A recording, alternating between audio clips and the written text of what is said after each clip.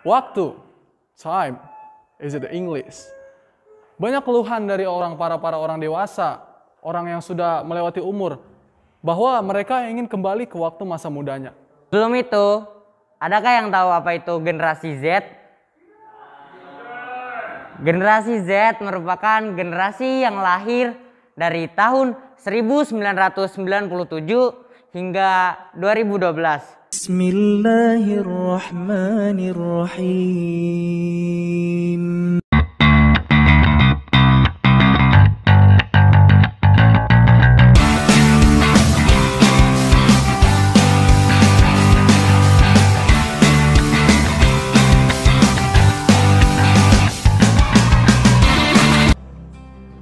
Bismillahirrahmanirrahim.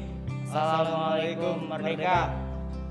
Yang terhormat Ustadz Rahmat Ibrahim dan anak kelas MIA 2 yang kita banggakan. Al-Mahmud Allahu Jalla Jalaluhu wal Musalla alaihi wa Muhammadun wa bilahu wa ilatu wa jalu. La ilaha illallah Muhammadur Rasulullah mawadu. Ya, biar mempercepat waktu, langsung saja kita ke atur acara.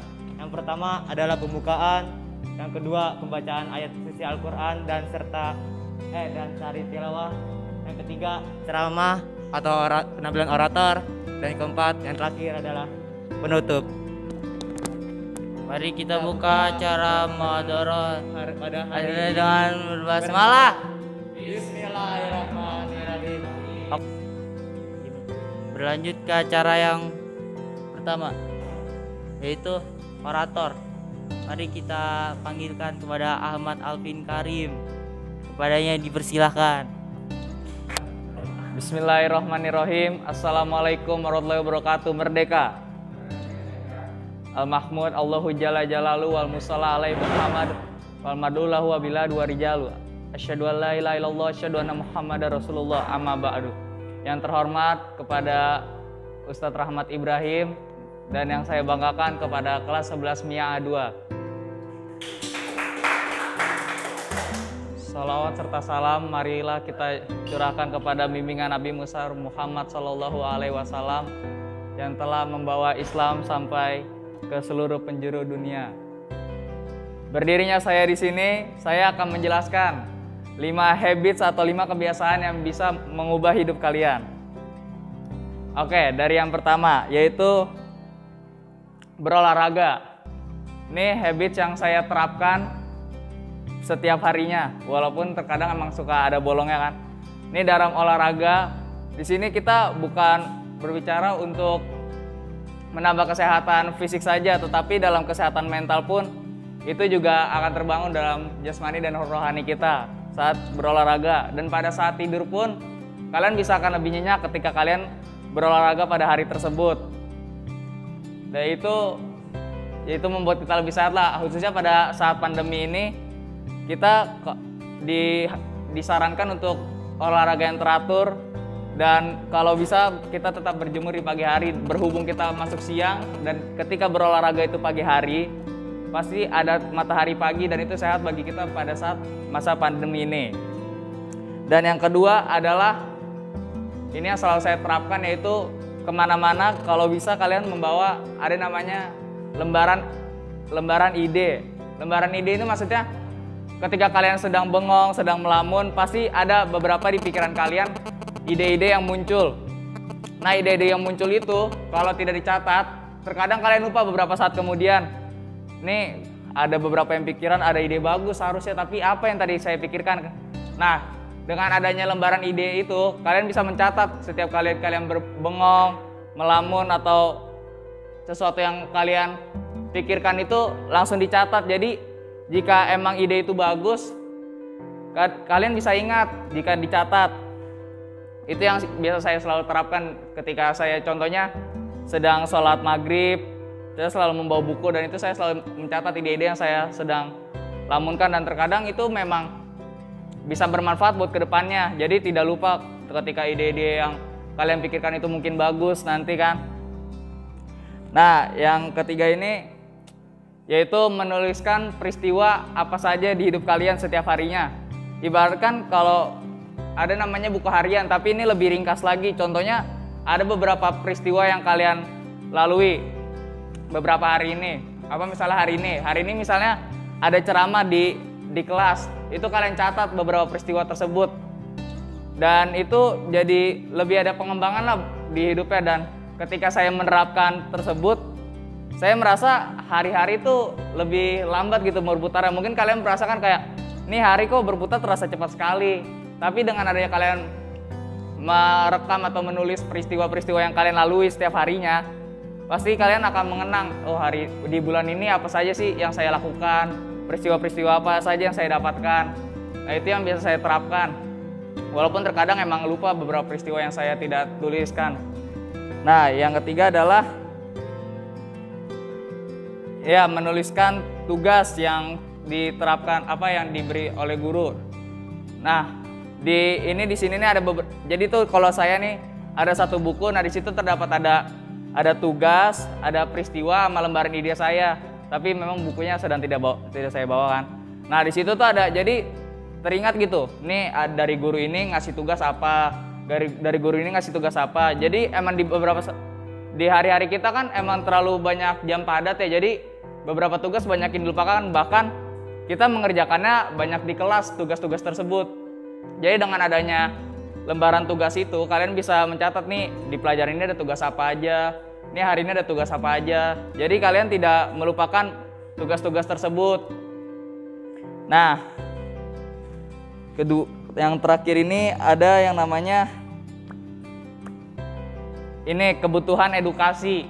Kalau kebutuhan edukasi sebenarnya kan kalau saya sendiri kalau di sekolah tuh, tapi saya mendapat pelajaran lain dibanding di sekolah karena saya di sekolah merasa kurang. Jadi saya membutuhkan beberapa edukasi lain. Contohnya jika saya menonton video YouTube atau hal-hal lain yang berbau edukasi, biasanya saya terapkan itu sebelum jam 8 atau mungkin jam 8 sampai jam 9 malam. Saya tetapkan itu 1 jam untuk mendapatkan wawasan lebih lah, agar ya wawasan kalian tuh tidak stuck di situ aja. Apalagi dalam kita kan di sini sudah mau menuju Mas nanti kan berorganisasi. Kalau kalian berorganisasi itu diharuskan kita bisa public speaking, bisa berbicara di depan. Nah syarat kita bisa berbicara ke depan agar topiknya itu panjang, bagus, wawasan kita harus luas. Kalau kalian tidak mempunyai wawasan, ketika disuruh maju ke depan, kalian mungkin akan bingung apa nih yang harus kita bahas, apa yang harus saya bahas. Tapi kalau kalian wawasan kalian luas, pasti ada aja topik nih yang mau dibahas nih.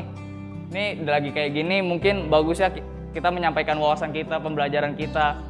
Nah jadi edukasi itu memang dibutuhkan. Walaupun edukasi itu dari mana aja, bukan dari sekolah aja atau dari buku. Terlebih lagi dalam kemajuan teknologi sekarang kan, kalian bisa melihat dari video-video YouTube. Banyak kok video-video YouTube, channel-channel yang bagus untuk kebutuhan edukasi kalian. Dari kebutuhan sejarah, tentang bisnis, macam-macam lah. Ya itu mungkin beberapa habits yang bisa mengubah hidup kalian lebih baik yang biasa saya terapkan, walaupun ya belum terlalu konsisten. Mungkin kalian bisa terapkan juga habits-habits tersebut agar hidup kalian bisa lebih baik lah, bisa lebih produktif lagi. Dan mungkin sekian yang bisa saya sampaikan, kurang lebihnya mohon maaf. Azawallahu yara'ana wa yafazna walhamdulillahirabbil alamin. Assalamualaikum, merdeka. Orator selanjutnya adalah Akbar Komar Al-Zaman. Dia adalah perindapan dari MIA A3 dan mendapatkan gelar jabatan sebagai KKPU Ventural. Ayo kepada Akbar Komar, silakan. Bismillahirrahmanirrahim. Assalamualaikum warahmatullahi wabarakatuh. Merdeka. Al-Mahmud Allahu Jalla Jalalu wal Musalli Ali Muhammad wa alu al-madaulah wal bilad wa rijalu. Asyhadu an la ilaha illallah wa asyhadu anna Muhammadan abduhu wa rasuluh. Amma ba'du. Ya, di sini saya akan menjelaskan bagaimana caranya pantang menyerah dalam kehidupan. Sebelumnya, ada yang udah tahu belum artinya pantang menyerah? Pasti belum ada tahu. Pantang menyerah. Pantang menyerah ialah sikap yang tidak mudah patah semangat. Sikap ini sikap yang sangat dibutuhkan oleh para pemuda di zaman sekarang ini. Beruntungnya sekali santri Al-Zaitun bersekolah di Al-Zaitun, dikarenakan santri-santri Al-Zaitun sudah melakukan yang namanya pengetesan mental secara berkelanjutan. Ya, sikap pantang menyerah ini juga sudah diinstruksikan oleh Nabi kita, yaitu Nabi Muhammad SAW, yang terdapat pada ayat Al-Baqarah 286 yang artinya Allah tidak membebani manusia sesuai dengan kesanggupannya. Ayat ini berartikan bahwasanya umat manusia tidak diperbolehkan untuk pantang menyerah, yang dipertegaskan untuk saling kerjasama dalam melakukan kehidupan ini. Sekarang saatnya kita pantang menyerah dalam menjalankan kehidupan ini. Sekian dari saya, alhamdulillah. Ya, lanjut ke orator ketiga. Dia ini orangnya pinter, terus ganteng, botak. Kepada Alauddin Nur Salim, kepadanya dipersilahkan. Bismillahirrahmanirrahim. Assalamualaikum warahmatullahi wabarakatuh. Merdeka. Hasbiyallahu la ilaha illahu alaihi tawakkaltu wa huwa rabbul arsyil azim. Asyhadu an la ilaha illallah wa asyhadu anna Muhammad Rasulullah, amma ba'd. Yang terhormat Ustadz Rahmat Ibrahim dan anak-anak kelas 11 MIPA 2 yang berbahagia. Pertama-tama, marilah kita panjatkan puji syukur kehadirat Allah Subhanahu wa taala yang telah melimpahkan rahmat kepada kita semua sehingga kita dapat berkumpul di siang hari yang cerah ini. Kedua, salawat dan salam mari kita panjatkan kepada Nabi besar kita, Nabi Muhammad SAW, yang telah membawa kita dari jalan keburukan menuju jalan yang terang benderang. Pada kesempatan kali ini, saya akan membawakan ceramah berjudul Generasi Z. Sebelum itu, adakah yang tahu apa itu generasi Z? Generasi Z merupakan generasi yang lahir dari tahun 1997 hingga 2012. Nah, di generasi ini kebanyakan dari mereka sudah merasakan teknologi-teknologi yang sudah berkembang, terutama seperti handphone, lalu laptop, komputer, dan lain-lain.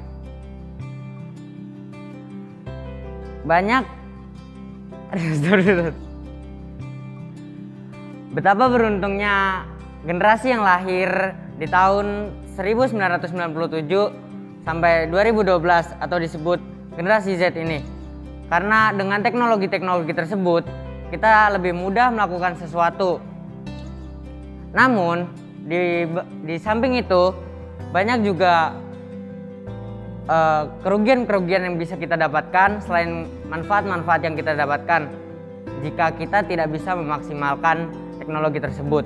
Misalnya, kita akan lebih malas belajar karena kita ketergantungan kepada handphone, laptop, atau komputer. Lalu kita juga bisa menjadi terbelakang karena kita tidak mencari ilmu dan sibuk bermain. Untuk itu, kita sebagai generasi Z seharusnya dapat memanfaatkan teknologi-teknologi itu untuk bisa bermanfaat kepada diri kita atau bahkan orang lain. Contohnya, di teknologi-teknologi tersebut terdapat aplikasi-aplikasi seperti YouTube, Instagram, Twitter, Facebook, TikTok, dan lain-lain. Biasanya orang menggunakan aplikasi tersebut hanya untuk mencari hiburan. Namun, kita juga bisa berkarya melalui aplikasi-aplikasi tersebut. Misalnya YouTube. Kita bisa berkarya menjadi konten kreator sehingga selain kita bisa menghibur orang lain, kita juga bisa mendapatkan AdSense sehingga itu bisa bermanfaat bagi kita. dan orang lain. Sekian dari saya. Mohon maaf jika ada kesalahan kata. Jangan lupa selalu bahagia dan bermanfaat bagi diri sendiri dan orang lain. Hadza wallahu yar'ana wa yahfazna walhamdulillahirabbil alamin. Wassalamualaikum. Merdeka. Orator selanjutnya adalah dia seseorang yang seperti kayak Akbar Komar, perindapan dari IMIA 3, dan salah satu termasuk orang tercerdas di kelas ini, yaitu Arif Najib. Dipersilakan. Bismillahirrahmanirrahim. Assalamualaikum warahmatullahi wabarakatuh. Merdeka. Al-Mahmud Allahu Jalla Jalaluh wal musalla alaihi Muhammad walu al-mad'ulahu al-biladu wa rijaluh. Asyhadu an la ilaha illallah wa asyhadu anna Muhammadar Rasulullah. Amma ba'du. Yang saya hormati Ustadz Rahmat Ibrahim dan teman-teman saya yang berbahagia. Pertama-tama marilah kita panjatkan puji syukur kehadirat Allah Subhanahu wa taala yang telah memberikan kita banyak nikmat sehingga kita dapat berkumpul di acara ceramah ini. Salawat dan salam kita curahkan kepada Nabi kita Muhammad SAW yang telah membimbing kita dari zaman kegelapan hingga zaman terang benderang seperti saat ini. Pidato kali ini saya akan berbicara tentang ilmu yang bermanfaat. Ilmu sungguhnya sangat penting bagi kita di bumi ini. Mengapa? Karena sesuatu yang kita inginkan baik di akhirat dan di dunia ini itu akan gampang kalau kita punya ilmu. Sebagaimana Rasulullah SAW dalam hadisnya yang berbunyi, man arada dunya fa alaihi bil ilmi, man arada akhirah fa alaihi bil ilmi, wa man arada huma fa alaihi bil ilmi.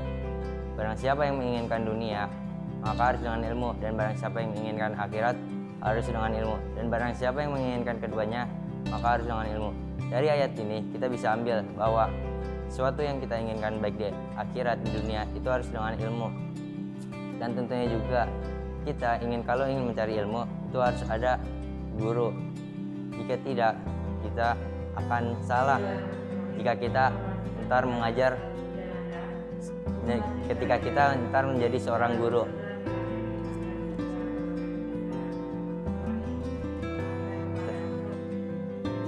Ilmu juga merupakan salah satu dari amal jariah, yaitu ilmu yang bermanfaat. Jadi kita jika ingin amal kita tidak terhenti-henti itu dengan ilmu yang bermanfaat. Ya, sekian dari saya. Alhamdulillahirrahmanirrahim. Assalamualaikum merdeka. Lanjut ke orator berikutnya. Orang ini tinggi, dia sering nyanyi tapi suara biasa aja. Ya, kepada Dava Maraganti, kepada dipersilakan.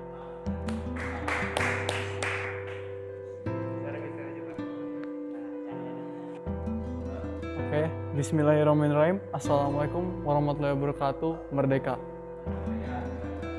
Mahmud Allahu Jalla Jalaluh wal musalla alaihi Muhammad wal mad'ulahu bilat farijal.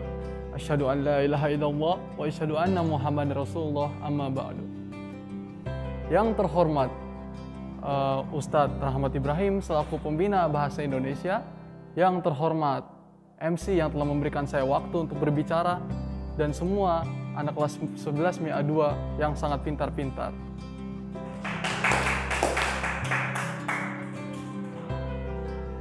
Pada hari ini berdirinya saya di sini tidak untuk memberikan sebuah jokes atau memberikan bahkan dark jokes.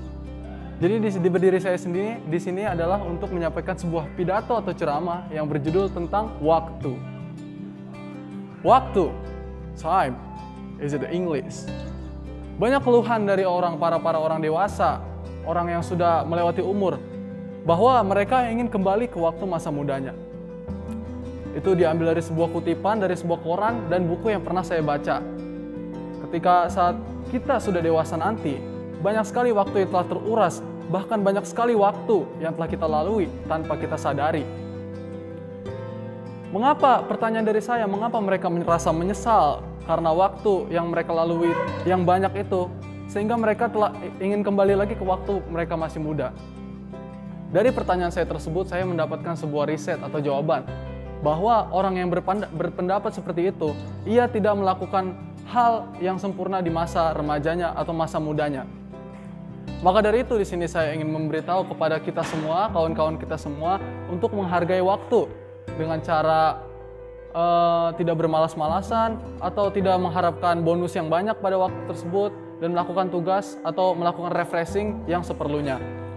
Atau kita dapat mencatat apa saja yang harus kita lakukan dalam jangka waktu dekat dan panjang. Dengan terkoordinirnya waktu, kita dapat merasakan bahwa waktu itu bisa bermanfaat bagi kita. Ya, mungkin sekian dari saya, kurang lebihnya mohon maaf. Sebelum saya tutup, saya ingin menyampaikan kalau saya adalah tidak manusia dan tidak sempurna. Kurang lebihnya mohon maaf. Walhamdulillahirrahmanirrahim. Assalamualaikum, merdeka. Para waktunya sudah habis dan akan dilanjutkan ke pekan depan. Maka kita sempurna dengan berhamdalah, alhamdulillahirrabbilalamin.